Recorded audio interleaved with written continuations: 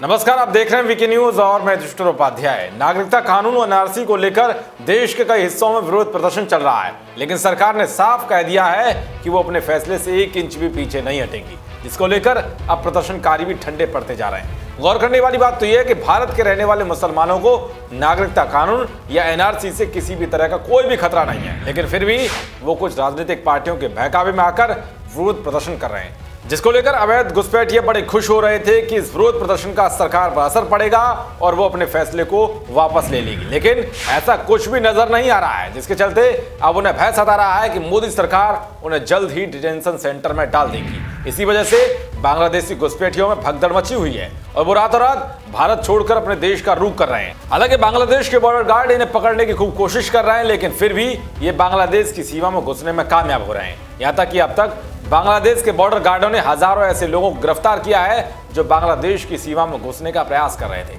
इस दौरान कई घुसपैठियों की गोली भी लगी है, क्योंकि सीमा सुरक्षा के लिहाज से सैनिक गोलीबारी कर देते हैं। इन सब बातों के बीच बांग्लादेश को भी समझ में आ रहा है कि नागरिकता कानून और एनआरसी से हमारे भाईजानों पर बड़ा संकट है, तो इसके लिए बांग्लादेश में एक बड़ी कॉन्फ्रेंस की गई। इस प्रेस वार्ता में अपने नागरिकों के लिए 2 टोल फ्री नंबर जारी किए गए, जिस पर अगर कोई भी बांग्लादेशी कॉल करेगा तो उसे अपनी सीमा में दाखिल कराने के लिए मदद की जाएगी। इस तरह का एक आर्टिकल बांग्लादेश के एक बड़े अखबार ढाका ट्रिब्यून की वेबसाइट पर प्रकाशित किया गया है, जिसमें बताया गया कि 2008 से 2019 तक यानी कि पिछले 11 सालों में लगभग 5,85,000 श्रमिक प्रवासियों को विदेशों से बांग्लादेश भेजा गया है, जिसके चलते वो कई बार घुसपैठ करके पड़ोसी देशों की सीमा में दाखिल हो जाते हैं और जब उन पर एक्शन लिया जाता है तो वो फिर से देश की सीमा में दाखिल होने की कोशिश करते हैं और इस दौरान उनकी जान को भी खतरा हो जाता है, जिसके चलते अब एक बांग्लादेशी संस्था ने इनकी मदद के लिए 2 टोल फ्री नंबर जारी किए हैं। पहला नंबर है 08000102030। दूसरा टोल फ्री नंबर है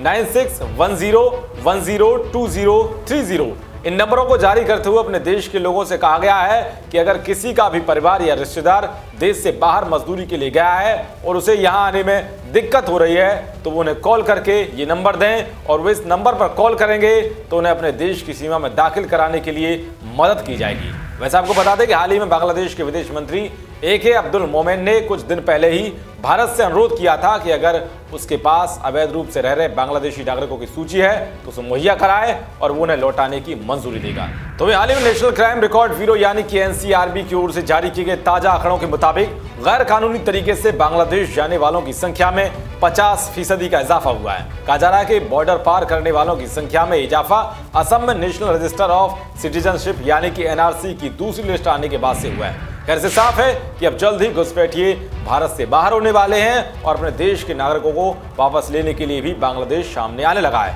देश और दुनिया की तमाम खबरों को पाने के लिए देखते रहिए वीके न्यूज। शुक्रिया।